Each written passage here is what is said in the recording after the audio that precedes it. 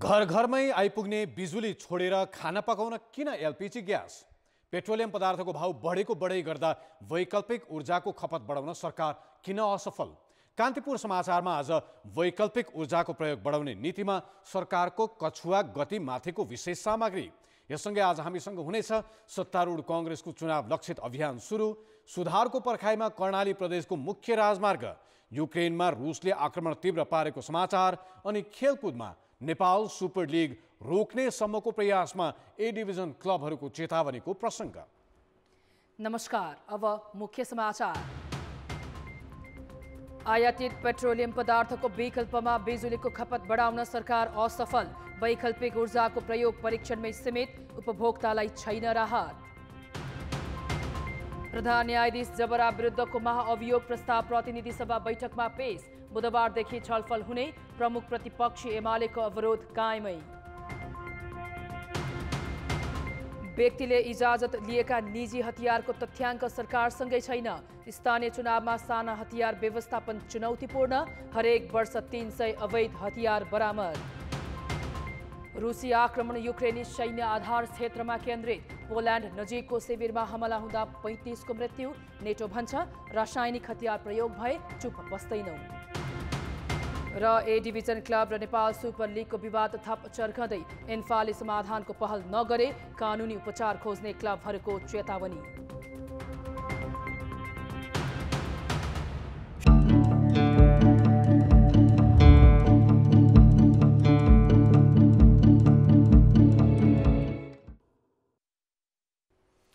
प्रधान न्यायाधीश चोलेन्द्र शमशेर जबरा विरुद्धको महाअभियोग प्रस्ताव प्रतिनिधि सभा बैठकमा पेश भएको छ।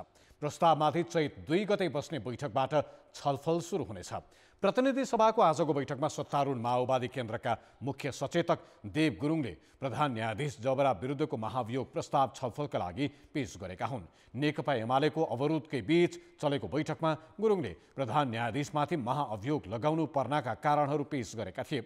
जबराले आफ्नो कार्यकालमा पदीय दुरुपयोग गर्दै भ्रष्टाचार जन्य काम गरेको तथ्य सार्वजनिक हुँदा समेत पदमा बसिरहेको भन्दै त्यस विरुद्ध महाअभियोग प्रस्ताव ल्याएको गुरुङको दाबी छ। आफ्नै गैर जिम्मेवारीपना, अधिकारको दुरुपयोग एवं अनैतिक आचरणको कारणले अन्ततः विवादित बनाई न्यायिक गतिरोध सिर्जना गरेकोले प्रधान न्यायाधीश श्री चोलेन्द्र शमशेर जबरालाई महाअभियोग प्रस्ताव पारित गरी पदमुक्त गरिनुको कुनै विकल्प छैन। जबराले संविधानले दिएको क्षेत्राधिकारलाई पूरा गर्न नसकेको संवैधानिक परिषद सदस्य भएकाले कार्यपालिकामा समेत भाग खोजेको गुरुङले बताए। महाअभियोगमाथिको प्रस्तावमाथि अर्को बैठकबाट छलफल सुरु हुनेछ।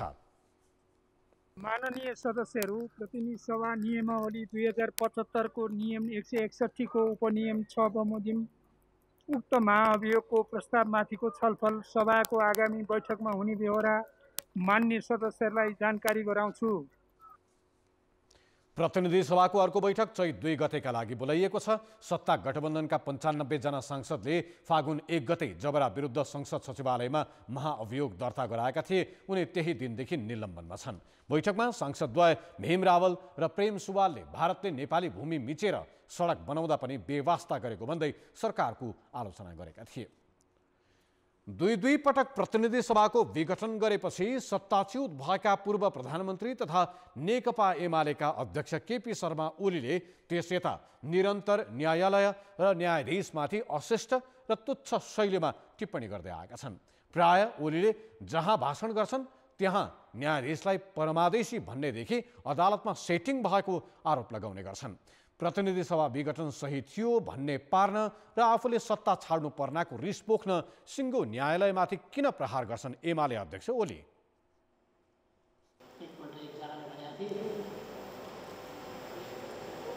गोरु भ्याउँदैन भन्थे नेपालको सर्वोच्च अदालतमा भ्यायो। उहिले बनाएको 52 सालमा। अहिले गोरु भ्यायो मात्रै होइन, 5 वटा पाठा पायो।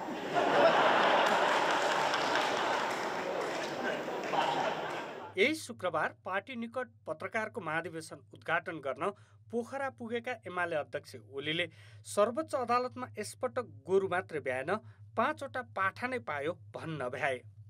के सर्वोच्च अदालत प्रकृतिले समेत कल्पनै नगरेको परिणाम दिने थलो हो? त्यसो त प्रतिनिधि सभा विघटन गर्ने आफ्नो असंवैधानिक कदमलाई गलत ठहर गर्ने सर्वोच्चका न्यायाधीशलाई प्रमादेशी भन्ने, मुद्दामा सेटिङ भन्ने जस्ता अदालतको न्यायिक प्रणालीमाथि प्रहार गर्ने शब्द निरन्तर प्रयोग गरिरहेका छन्। परमादेशबाट एमालेलाई हटाइयो, अब रोकिन्छ भनेर एमाले एउटा भेल हो, रोक्ने कोसिस गर्यो कि बदल्छ। संसदको सबैभन्दा ठूलो दलको अध्यक्ष, दुई पटक प्रधानमन्त्री भइसकेका नेताका यस्ता अभिव्यक्ति संविधान र कानुनी रूपमा पनि गैर जिम्मेवार रहेको कानुनविदको बुझाइ छ। उनको यो संविधानप्रति प्रतिबद्धता नै छैन।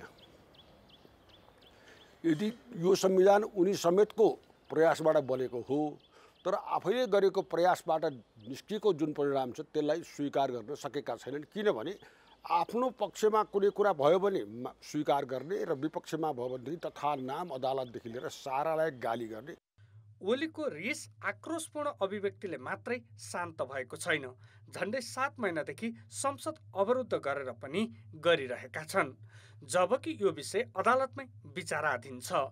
प्रतिनिधि सभा कामकाजी नभएको प्रमाणित गर्न सकेमा देख्यौ मैले जे गरेको थिएँ त्यो ठिक थियो भन्ने पार्नु र त्यसलाई चुनावमा उपयोग गरेर मतदातालाई आकर्षित गर्नु ओलीको मुख्य ध्येय छ।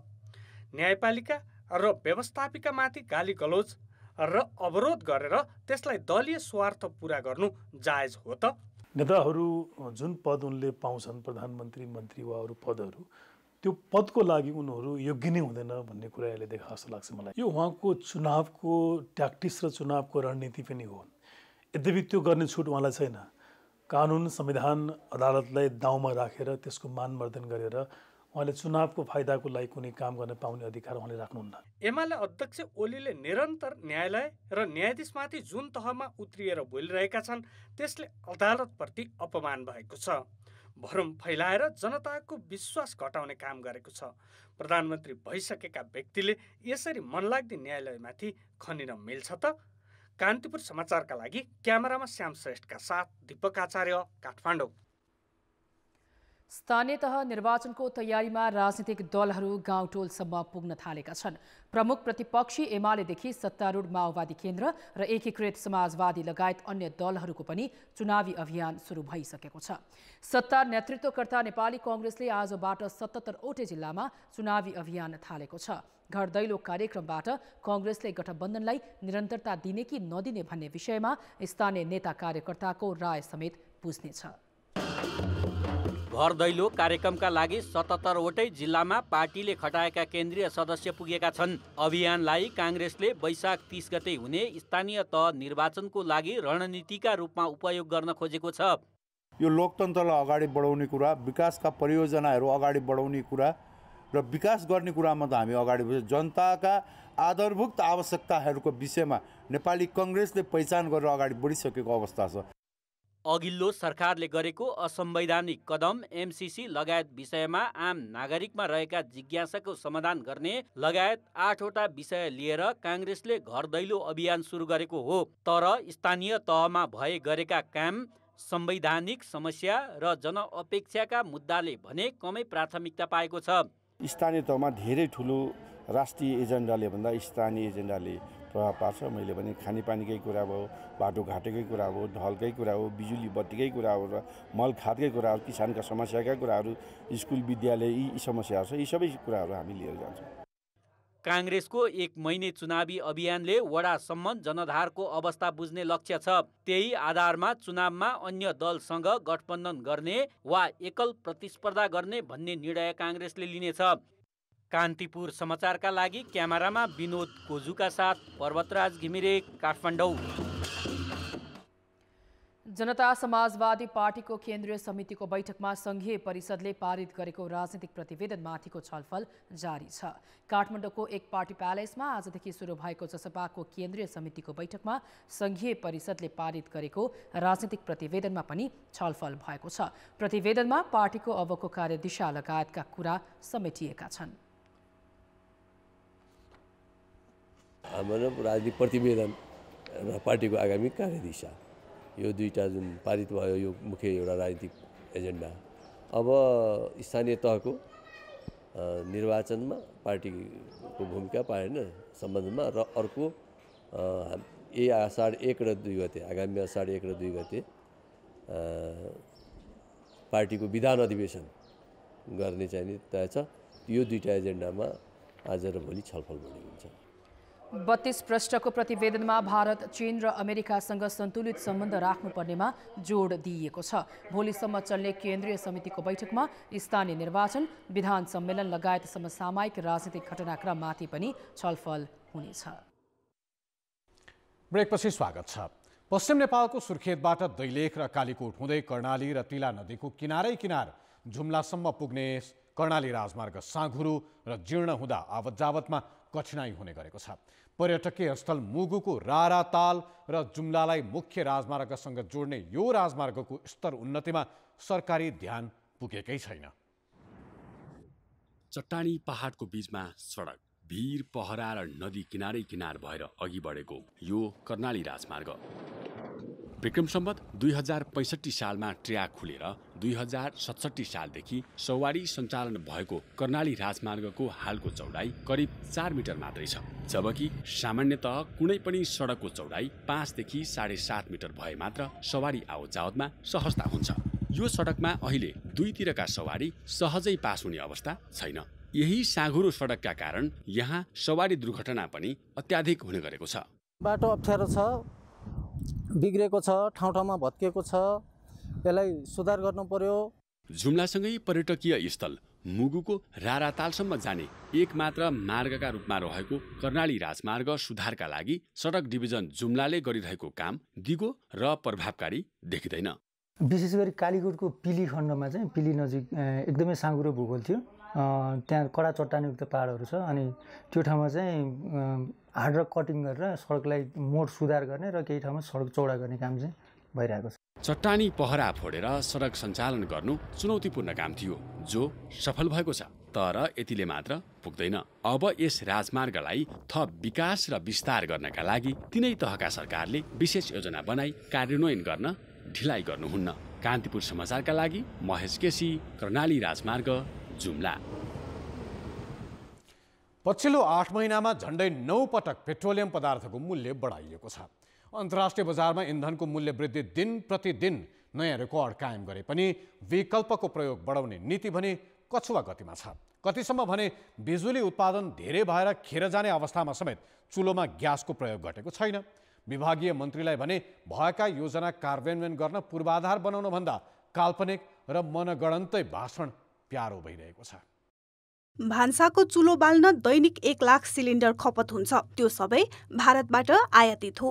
यता सिजनमा हामीले उत्पादन गर्ने बिजुली नबिकेर खेर जान्छ। ग्यासको विकल्प बिजुली हो, तर चुलोमा विद्युतको उपयोग बढाउने काम अहिले पनि योजनामै सीमित छ। जबसम्म पूर्वाधार हुँदैन तबसम्म खपत हुँदैन। यो त कस्तो भने खाना पाक्यो रे अनि थाल भएन कि हात राखेर खाने तातो खाना हात राखेर खान सकिँदैन। थाल त चाहियो, पूर्वाधार चाहियो। पूर्वाधारको व्यवस्था गर्नु पर्यो।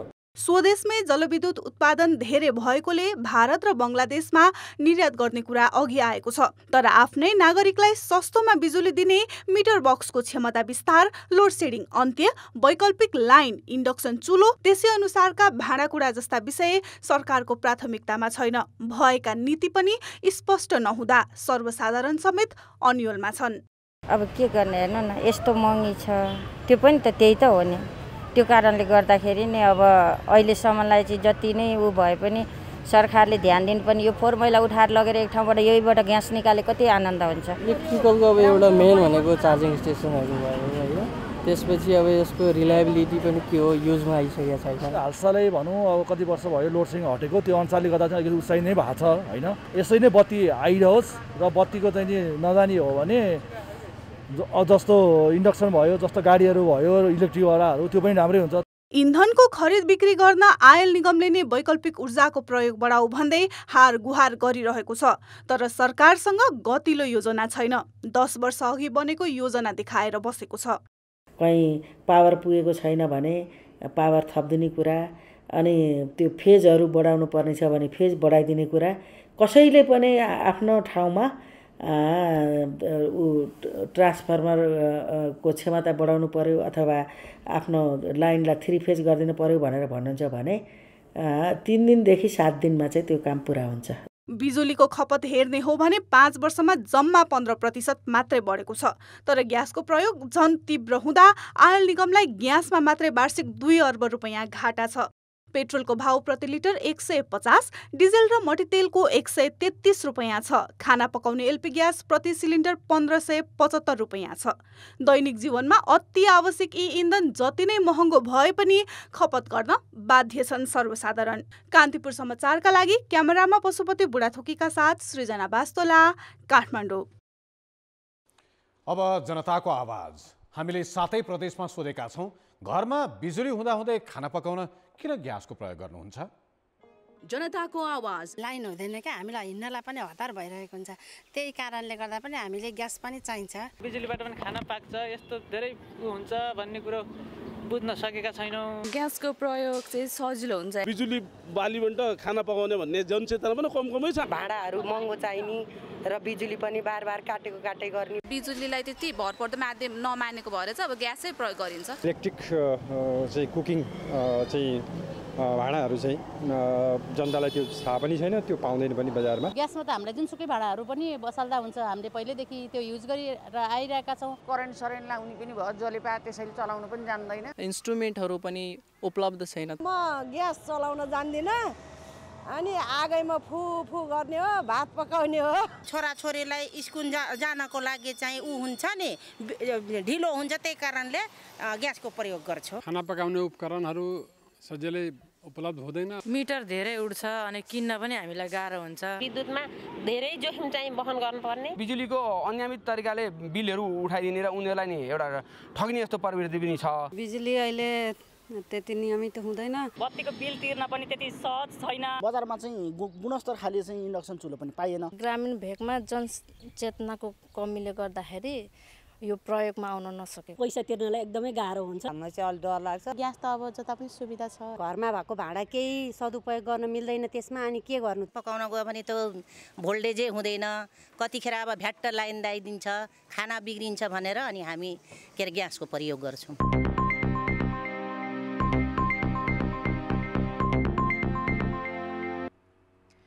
पेट्रोलियम पदार्थको आयातमा मुलुकबाट वर्षेनी 2 खर्ब बराबरको रकम बाहिरिने गरे पनि वैकल्पिक ऊर्जाको विस्तारमा सरकारी पहल हुनै सकेको छैन। नवीकरणीय ऊर्जाको प्रयोग गर्ने जनसङ्ख्या पछिल्लो 2 वर्षदेखि 36% मात्रै सीमित छ भने घरायसी प्रयोजनका लागि बिजुलीको खपत पनि बढाउन सकिएको छैन। कुल जनसङ्ख्या 2,91,92,480 जनामध्ये 2,71,00,000 जनता विद्युतको पहुँचमा छन्। यी बाहेक 9,28,000ले भने सोलर तथा लघु जलविद्युत आयोजनाले उपलब्ध गराएको बिजुली प्रयोग गर्छन्। यी तथ्याङ्कलाई आधार मान्ने हो भने 2,80,00,000 मानिस बिजुलीको पहुँचमा छन्। बाँकी 11,00,000 जनता अझै पनि अँध्यारोमै छन्। विद्युतको पहुँच ठूलो जनसङ्ख्यामा पुगेको देखिए पनि बत्ती बाल्न र टेलिभिजन हेर्नका लागि मात्रै अधिकांशले बिजुलीको प्रयोग गरेका छन्। खाना पकाउने, सवारी साधन चलाउने र अन्य घरायसी प्रयोजनमा बिजुलीको उपयोग बढाउन सकिएको छैन। वैकल्पिक ऊर्जा प्रवर्धनले दूर दराजमा पुर्याएको सोलर होस् वा लघु जलविद्युत आयोजना दुवैबाट बत्ती बाल्ने बाहेक अन्य काममा प्रयोग बढाउन सकिएको छैन। बत्ती बाल्नको लागि मट्टीतेल हटाउने, झरो हटाउने अथवा अँध्यारो हटाउनेको हिसाबले मात्रै सोचेर लगिएको छ। त्यसकारण चाहिँ त्यसमा खाना पकाउन चाहिँ तपाईँको विद्युतको मात्रा पुग्दैन। कतिपय ठाउँमा त्यस्तो माइक्रो हाइड्रोबाट अलि विद्युत सरप्लस भएको, अलि चाहिँ खपत कम भएको ठाउँमा त्यो पनि नगरिएको होइन। तर अझै पनि हामीले माइक्रो हाइड्रोहरू पहाडी भेगमा बनाएको हुँदाखेरि पहाडी भेगमा अझै पनि डाले घाँसका दाउराहरू रहने अथवा चाहिँ सामुदायिक वनबाट पनि दाउरा चाहिँ रहलपहल पाउने हुँदाखेरि मान्छेहरू अहिले त्यो अझै त्यो त्यहाँको रेटले पनि मान्छेहरू विद्युत चाहिँ खरिद गर्नभन्दा ती दाउरा बाल्ने उनीहरूको बाध्यतात्मक स्थिति छ। देशमा हुने कुल ऊर्जा खपत मध्ये बायोग्यास तथा घाँस दाउराबाट 65%, आयातित पेट्रोलियम पदार्थ तथा कोइलाबाट 27% र बिजुलीबाट 8% ऊर्जा उपलब्ध भइरहेको छ। 8% ऊर्जा बिजुलीबाट प्रयोग गरेर सरकार भने कहाँ बिजुली बेच्ने भन्ने चिन्तामा छ। अनुदानमा आएको कमी, निर्माण सामग्रीको लागतमा वृद्धिसँगै ग्रामीण भेगबाट सहरी क्षेत्रमा बढ्दै गएको जनसङ्ख्याको कारण बायोग्यासको प्रयोग घट्दै गइरहेको छ। नवीकरणीय ऊर्जाको प्रयोग गर्ने जनसङ्ख्या केही वर्ष यतादेखि 36% मात्रै सीमित हुनुले पछिल्लो समय यो परीक्षणमा मात्रै सीमित रहेको पुष्टि हुन्छ। यो अहिले यो फोसिल फ्युलको चाहिँ क्राइसिस हुनु चाहिँ नवीकरणीय ऊर्जा मैले यहाँ दोहोऱ्याएर भन्छु, सोलर, हाइड्रो, बायोमास, यो चाहिँ यसमा काम गर्ने मान्छेहरूको लागि चाहिँ एउटा ठुलो अवसर हो। यो अवसर त्यो उतातिरको ठुलो क्राइसिस चाहिँ हाम्रो लागि अवसर हो। त्यसो भएको हुनाले हामीले सबै नीति निर्माणमा, कार्यान्वयनमा जाने र उपभोक्ताहरू सबैले चाहिँ यो अवसरलाई चाहिँ यो चुनौती, यो चाहिँ क्राइसिसलाई चाहिँ हामीले अवसरको रूपमा बदल्नुपर्छ। ग्रामीण भेगमा बढ्दै गएको ग्यासको प्रयोगले ऊर्जामा मुलुकको परनिर्भरता मात्रै बढाएको छैन, अरबौं रकम बाहिरिँदै पनि गएको छ। पेट्रोलियम पदार्थको बढ्दो मूल्य वृद्धिलाई बिजुलीसँगै अन्य वैकल्पिक ऊर्जाको प्रयोग गर्ने महत्त्वपूर्ण अवसरका रूपमा विकास गर्न जरुरी छ। कान्तिपुर समाचारका लागि क्यामेरामा राजेन्द्र महर्जनका साथ सुधिल पोखरेल, काठमाडौँ। आगामी वैशाख 30 गतेदेखि देशैभर एकैपटक स्थानीय तहको निर्वाचन हुँदैछ। निर्वाचन निष्पक्ष र स्वतन्त्र हुन जति आवश्यक हुन्छ, भयरहित र सुरक्षित मतदान पनि अनिवार्य शर्त हो।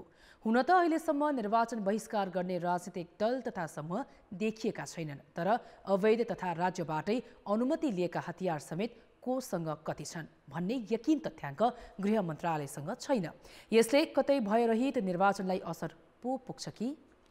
स्थानीय तहको निर्वाचन एकैपटक हुने भएकाले यो चुनावको मुख्य चुनौती सुरक्षा हो। 2 महिनाभित्र हुने चुनावका लागि सुरक्षा निकायले आफ्नो रणनीति बनाउँदैछ।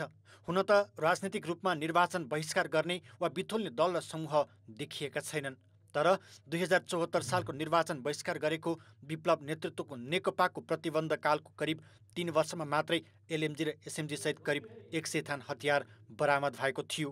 वार्ताबाट शान्ति प्रक्रियामा आएपछि उसले हतियार भने बुझाएन। बरु अघिल्लो स्थानीय तहको निर्वाचन यता मात्रै देशैभरबाट 1223 थान अवैध साना हतियार प्रहरीले बरामद गरेको छ, जुन आपराधिक समूहसँग थियो। बरामद भएको बाहेक कति अवैध हतियार बाहिर छन् यकिन छैन।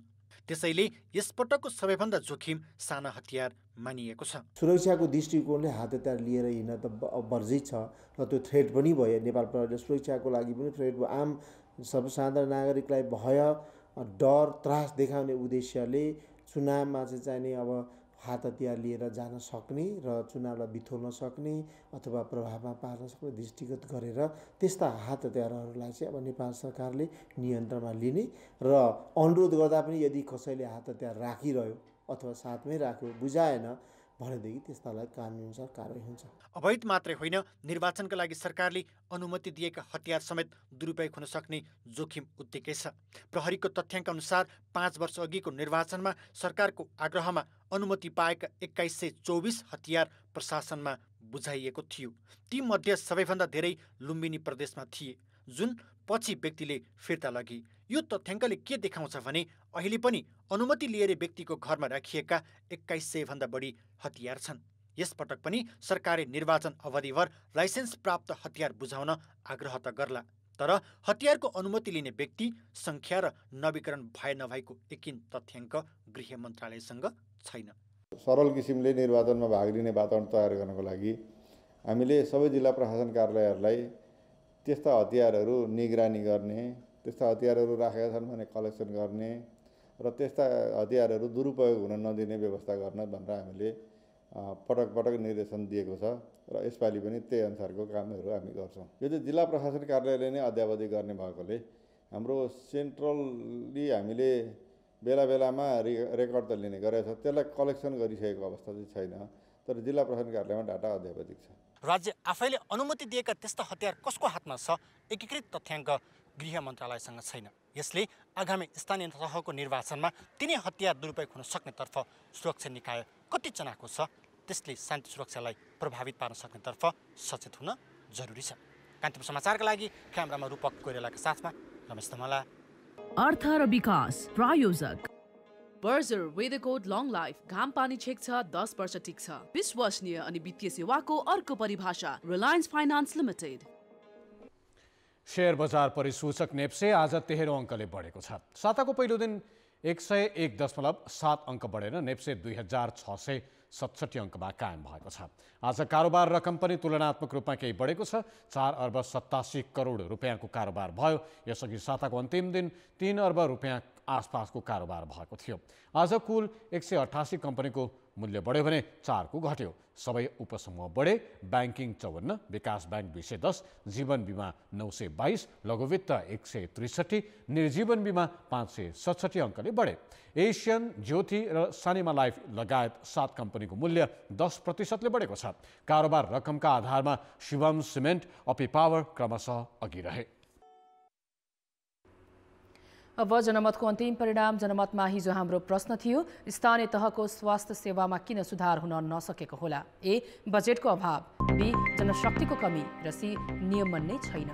जनमतको अन्तिम परिणाम यस्तो छ, ए, बजेटको अभावमा 7%, बी, जनशक्तिको कमीमा 19% र सी, नियमन नै छैनमा 74% मत प्राप्त भएको छ। प्रजनन क्षमतामा समस्या देखिएकाहरूलाई सन्तान प्राप्तिको लागि मद्दत गर्ने IVF केन्द्रहरू दर्ता बिनै सञ्चालनमा रहेका छन्। दर्ताका लागि सरकारले दिएको 15 दिनको समय सीमा सकिने लाग्दा जम्मा 6 वटा संस्था मात्र दर्ता प्रक्रियामा आएका छन्। अहिलेसम्म एउटा मात्र IVF सेन्टर दर्ता गरी सञ्चालन भइरहेको पाइएपछि सबैलाई दर्तामा आउनु भनेर स्वास्थ्य मन्त्रालयले फागुन 18 गते 15 दिने सूचना जारी गरेको हो। अहिलेसम्म 6 वटा संस्थाले दर्ता प्रक्रियाका लागि निवेदन दिएका छन्। सरकारले भनेको समयमा प्रक्रियामा नआउने संस्थालाई कारबाही हुने बताइएको छ। जनस्वास्थ्य सेवा नियमावलीको दफा 12 बमोजिम निजी, गैर सरकारी, सहकारी वा गैर नाफामूलक सामुदायिक स्वास्थ्य संस्था सञ्चालनका लागि मन्त्रालयबाट अनुमति लिनुपर्ने प्रावधान छ। खेलकुद समाचार। कान्तिपुर खेलकुद समाचारमा स्वागत छ। नेपाल सुपर लिग NSL-लाई फिफा र FC को मान्यता दिने गरी अखिल नेपाल फुटबल संघ एन्फासँग भएको सम्झौता गलत भएको भन्दै डिभिजन क्लबले आपत्ति जनाएका छन्। एन्फाको क्यालेन्डरमा नै नसमेटिएको प्रतियोगितालाई फिफा र FC को मान्यता दिलाउन पहल गर्ने भनी नेपाल स्पोर्ट्स इभेन्ट एन्ड म्यानेजमेन्टसँग सम्झौता गरेकोमा क्लबले विरोध गरेका हुन्। डिभिजनका 4 पूर्व च्याम्पियन मनाङ मर्स्याङ्दी, 3 स्टार, सङ्कटा र न्युरो टिम एनआरटीले आज पत्रकार सम्मेलन गर्दै यसबारे इन्फा कार्य समितिमा छलफल हुनुपर्ने माग गरे।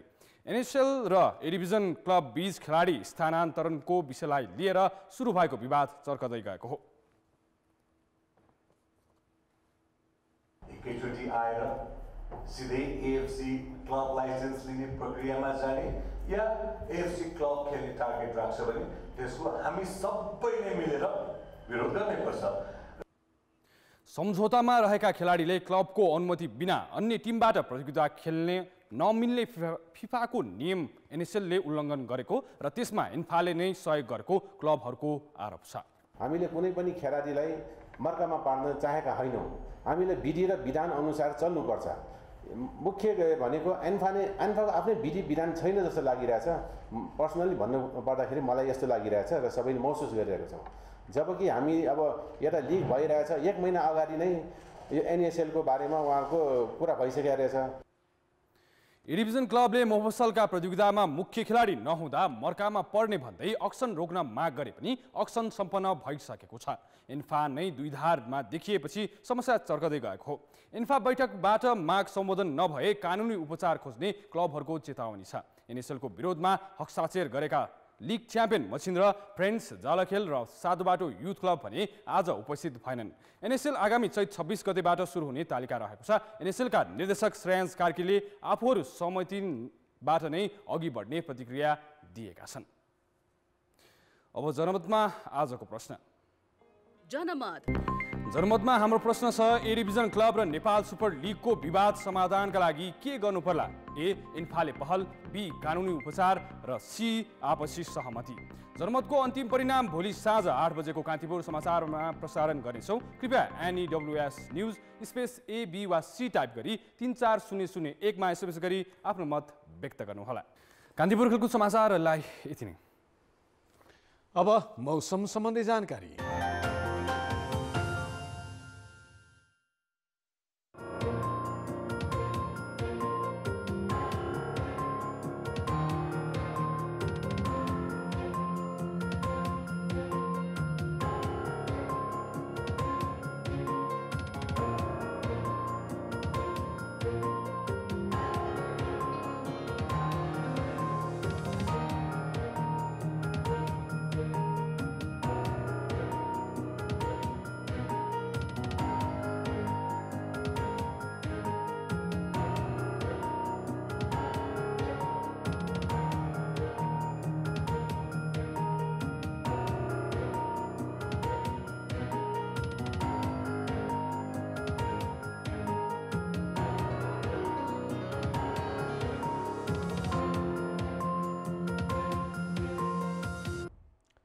कान्तिपुर समाचार अहिलेलाई सकियो। कान्तिपुर टेलिभिजन हेर्दै गर्नुहोला। नमस्ते।